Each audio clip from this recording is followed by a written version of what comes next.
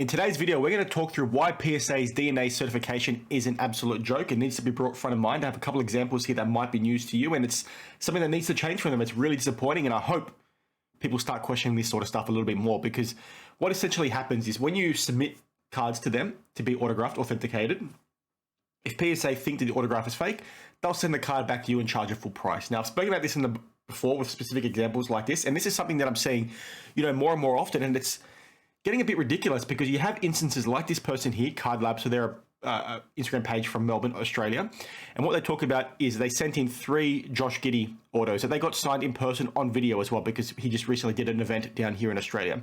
So the first 2 came back as authentic. The third one was flagged as being not authentic.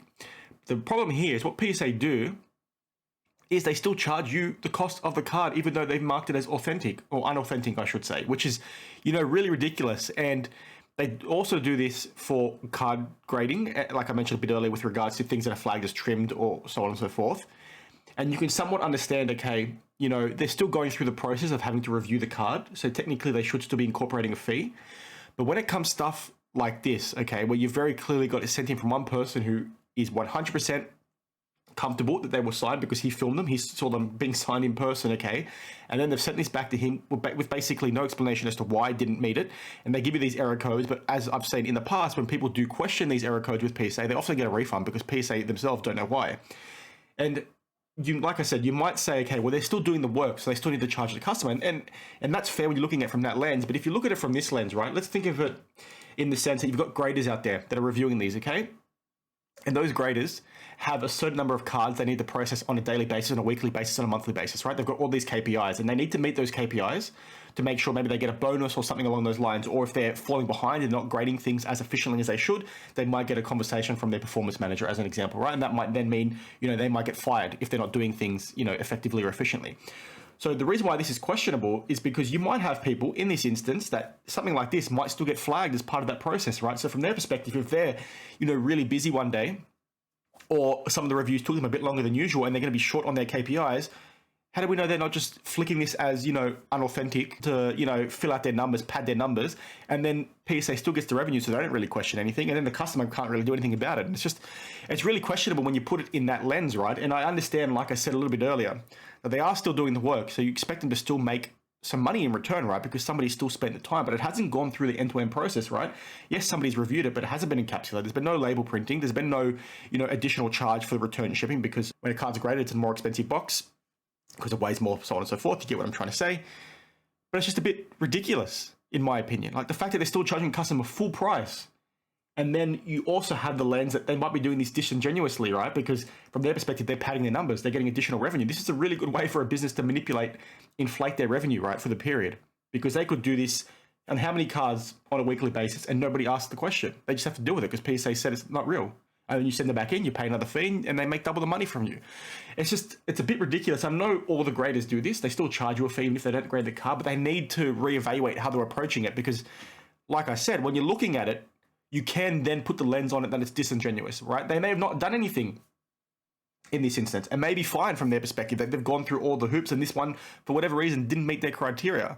But the fact that you could ask that question and the fact that you see this happen so many times, like I've seen this, 3-4 dozen times in the last 6 months alone, where people have had cards sent in for autograph authentication and 1 or 2 will be flagged as fake, even though that person themselves got it signed in person, they've got video, or they bought it from someone that they know did, and then PSA don't provide any explanation. And then when they have questioned it, they've got a refund. Or PSA will see one that's fake, and then they'll just mark everything else as fake, even though it's not. You know what I mean? Like, it's just really disingenuous in my opinion. And the fact that that question can be asked is what should be concerning for them. In my opinion, what they should be doing in these instances is still charge a fee for the time spent, but maybe not charge the full fee. They should have a flat fee that gets charged if your card's seen as trimmed or authentic, okay? If you send something in for the $500 service, okay, maybe their flat fee is $50. But the fact that they do $120 in this instance, because this person did a fast turnaround time, and they give no explanation, it's just a joke. And this guy now has to pay for shipping, back from PSA to Australia. He got the 2 other cards authentic, so that's fine.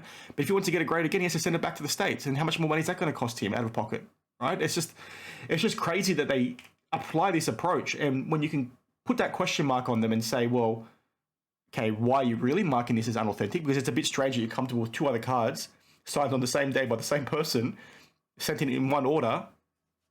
It's just, why is that happening? Is it your process letting you down? Maybe your risk tolerance in your process is too strict, which we know is not true because you've heard me talk about this on the channel many times. All the errors you're seeing out of PSA tell me, because I'm an external auditor, I look at processing and control environments and reviews and process risk points all the time, right? I do this for a living. We've very clearly seen that the mistakes they're making on the grading side of things tells me that their process is not robust, it's not strong enough, which tells me their risk appetite is quite low or quite high, depending on how you want to look at it, right? There's things slipping through that tell me that their process isn't good enough. So that then tells me that this is not something that is a result of a very overly stringent process. This just tells me that maybe there's not a whole lot of care factor there. So yeah, please share your thoughts down in the comments below, because this happens so freaking frequently. It's not funny. Like, I'm sure if you know people that have sent cards in to get autographed, authentication by PSA, they will tell you similar things have happened to them, especially in the last 6 to 12 months, because it's happening more and more often, and it's an absolute joke that they're charging the kind of money they're still charging. Like, how can you be comfortable charging the full fee to that individual? Like, it's just a joke, and then you give no explanation. And another thing that's also happened recently, and what you see happening, is that typically when people send in multiple autographs to get authenticated, PSA will, happily, mark the ones as authentic on the cheaper end, but then as soon as you get a more expensive card in there, they say, oh no, we don't feel comfortable doing it on that one. Which is like, why? Like, why the value of the card? Why does that value of the card drive, your decision making for marking it as authentic or not? And that's very clearly something they do as well, because you see so many videos where people get, $5 cards come in with maybe not a superstar NBA player as an example, but then you've got a Larry Bird in the same order, and the Larry Bird that was signed in person with video of this person getting it signed, and they say that's no because it's Larry Bird, so technically the risk is a lot higher for them to say it is. It's like, why are you doing that? And I know some of you might see me as a hater on this. Like, I don't think I am. Like, I like PSA. I just don't like what they do with this sort of stuff, right? They should not still be charging the customers the full fee. And the fact that also happens on the grading side of things when the fees are also much higher, especially if you want an express service, is an absolute joke. And it's not just the dollar figure, it's the fact that they take the piss with it like this, right? Where they don't provide any explanation. And then you're shit out of luck when it happens, right? It's an absolute joke. So please share your thoughts on that down in the comments below. I'm really keen to have a chat with you to see whether you've experienced similar things in the past with PSA, right? It's just not good enough, and I'm really keen, like I said, to hear your thoughts. So please share those. Give me a like and a follow if you did like the video. We just recently hit 1,000 subscribers, so thank you to everyone out there for following the channel. It's really exciting.